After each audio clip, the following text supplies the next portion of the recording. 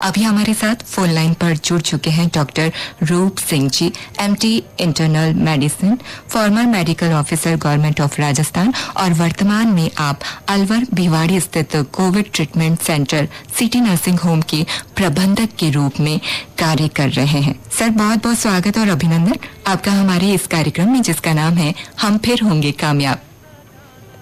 जी, बहुत बहुत नमस्कार आपको और सभी श्रोताओं को। सर, हमें ये बताइए कि कोविड-19 की दूसरी लहर पहली बार जो आई थी, यानी कि पहली लहर और अभी जो लहर है, ये दोनों किस तरह से भिन्न है और कौन कितने घातक रही? वैसे तो हमें पता है कि जो दूसरी वेव है वो ज्यादा घातक है, लेकिन एक डॉक्टर की नजर से आप हमारे श्रोताओं को बताएं। कोविड-19 लहर थी, कोविड-21 कहर है जी। रोज के बिलबिलाते बिलखते लोगों को मरते हुए देखना एक बहुत हिम्मत का काम है।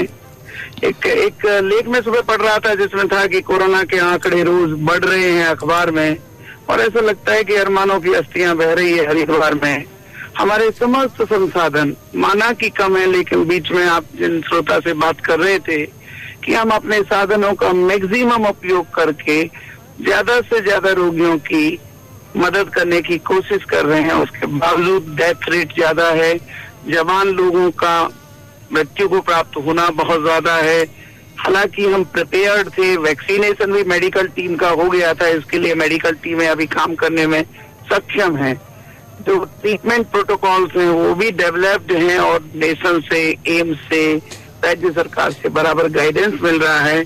बहुत ही इफेक्टिव तरीके से कोशिश तो कर रहे हैं कि ये सब ट्रीटमेंट मिल सके, लेकिन उसके बावजूद इस कहर ने कहीं ना कहीं पूरे मेडिकल जगत को चुनौती दे डाली है। डॉक्टर साहब, अभी आप औद्योगिक क्षेत्र भिवाड़ी में हैं, इंडस्ट्रियल एरिया होने के कारण यहाँ पर जो कामगार मजदूर हैं उनकी संख्या बहुत अधिक है। अगर हम कोविड के दौरान इलाज को लेकर बात करें तो मेडिकल बेड, दवाइयाँ, ऑक्सीजन की उपलब्धता को लेकर किस प्रकार के जो चैलेंजेस है वो आपके सामने आते हैं? बॉर्डर पर स्थित है हमारा प्लेस औद्योगिक क्षेत्र भिवाड़ी। कहने को जनसंख्या 1 लाख है, लेकिन मजदूर 4 लाख रहते हैं। 1500 से ज्यादा मजदूर कॉलोनियां हैं। आधार कार्ड मांगने लगते हैं तो किसी के पास बिहार का है, किसी के पास उड़ीसा का है, किसी के पास बंगाल का है। ऑक्सीजन प्लांट हमारे पास में ही है, पूरे हिंदुस्तान को ऑक्सीजन सप्लाई कर रहा है, परंतु सुप्रीम कोर्ट, हाई कोर्ट के गाइडेंस की वजह से हमें उतना ही ऑक्सीजन मिलता है जितना निश्चित किया गया है। बेड नहीं थे, शहर तैयार नहीं था। 7 दिन के अंदर एक नई 60 बेडेड फैसिलिटी भी बनाई है। हम लगभग 320 लोगों को ऑक्सीजनेटेड बेड दे पा रहे हैं। शुक्र है कि जरूरी दवाइयां हैं, शुक्र है कि हमारे पास 2-3 मुख्य वाहनियां हैं जो रात दिन काम करके मृतक को भी पूरा आदर सहित, सम्मान सहित पहुंचा रही हैं। हमारे संस्थान जैसे रोटरी क्लब, भारत विकास परिषद, समाज सेवी मारवाड़ी संगठन रोगियों को भोजन पहुंचा रहे हैं। प्लाज्मा सहायता के लिए भी कंट्रोल रूम की स्थापना की गई है। 12 से ज्यादा एम्बुलेंस हमारे कंट्रोल रूम में है।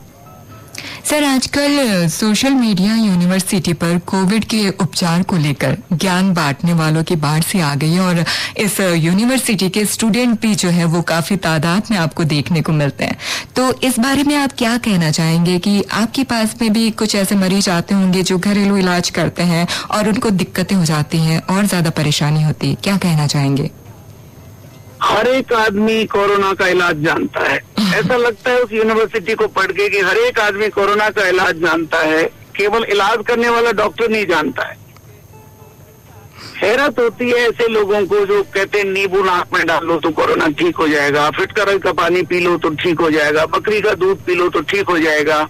आपका शुक्रिया करता हूँ कि ऐसे कार्यक्रम के माध्यम से आप विशेषज्ञों की बात करवा रहे हैं, और ये जानकारी भी दवा से कम नहीं है जी। हम लोग भी इंडियन मेडिकल एसोसिएशन के तहत जूम मीटिंग करते हैं, रोजाना प्रश्नोत्तरी करते हैं। घर में आइसोलेटेड रोगी अपनी क्वेरीज करें, हमारा विशेषज्ञ का एक पैनल है डॉक्टर्स का, इंडियन मेडिकल एसोसिएशन का, आंसर करता है, और 2 से 3 दोपहर में हम सबको कनेक्ट भेजते हैं, लोगों की क्वेरी घर बैठे ठीक करते हैं, प्रोटोकॉल्स के बारे में बताते हैं। व्हाट्सएप पर लिखित प्रोटोकॉल जो राजस्थान सरकार की है उनको पोस्ट करते हैं। हमारा आईटी एक कमांड सेंटर है, लोगों की क्वेरी आ जाती है, हम मरीज के इलाज में व्यस्त होते हैं, तो लेटर ऑन वो उनको जवाब देता है। आकाशवाणी आपके मार्फत जो कार्य कर रही है, इसी तरह अगर 2-3 टेलीविजन चैनल भी जी सुबह दोपहर शाम को भारत सरकार राजस्थान सरकार की गाइडलाइन प्रसारित करते रहे तो शायद ये फिटकरी के पानी वाले रुक जाएंगे। बहुत बहुत शुक्रिया डॉक्टर साहब, आपने आकाशवाणी के इस कदम की सराहना की, हम आपके शुक्रगुजार हैं। डॉक्टर साहब, अगर कोई व्यक्ति पहले से 2-3 गंभीर बीमारियों से ग्रसित होता है, पीड़ित होता है और उसके बाद उसे कोरोना भी जकड़ लेता है, तो मेडिकल साइंस की भाषा में इसे किस प्रकार से देखा जाएगा? क्या क्या परेशानियां उसे हो सकती है? पहली वाली बीमारी पे क्या असर हो सकता है? Comorbidities like diabetes, hypertension, kidney transplant, cancer, leukemias, chronic smoker और polluted city, ऐसे समझ सकते हैं कि ये पुरानी बीमारियां थी जो कोरोना ने हवा दे के आग लगा दी है इनमें, और निश्चित रूप से उनका प्रोग्नोसिस, उनका ठीक होना दूसरे जवान और स्वस्थ लोगों के कंपैरिजन में बहुत कम हो पाता है।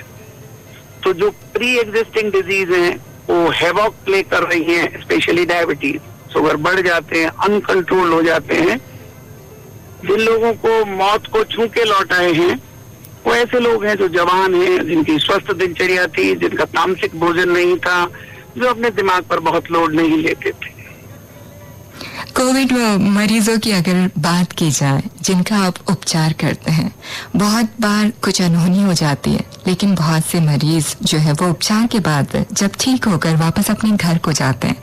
उन खास पलों को आप एक डॉक्टर की नजर से किस प्रकार हमारे श्रोताओं के साथ साझा करना चाहेंगे?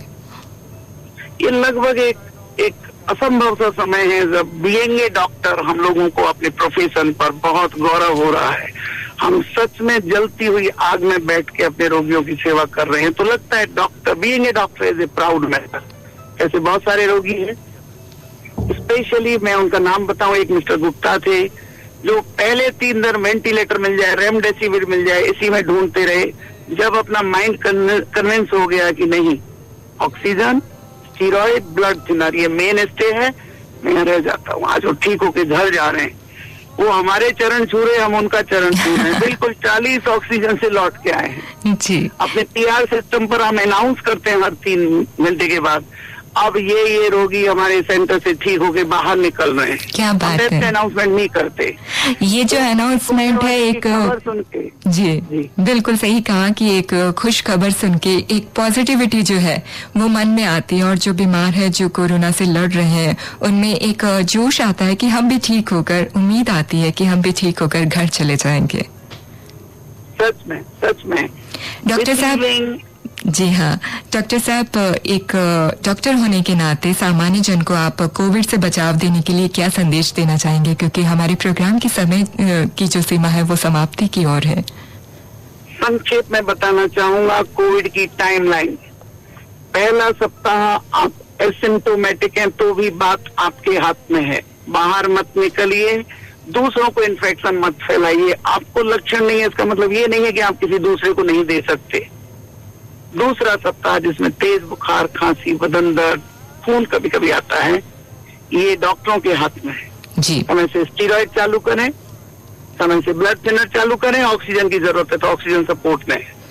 डॉक्टर रूप सिंह जी, तीसरा सप्ताह भगवान के हाथ में है जी। डॉक्टर रूप सिंह जी, आपके काम और जज्बे को हम सलाम करते हैं। आप हमसे जुड़े, हमसे बातचीत करने के लिए आपने समय निकाला, क्योंकि हमें पता है कि इस समय जो डॉक्टर है वो सबसे ज्यादा व्यस्त हैं और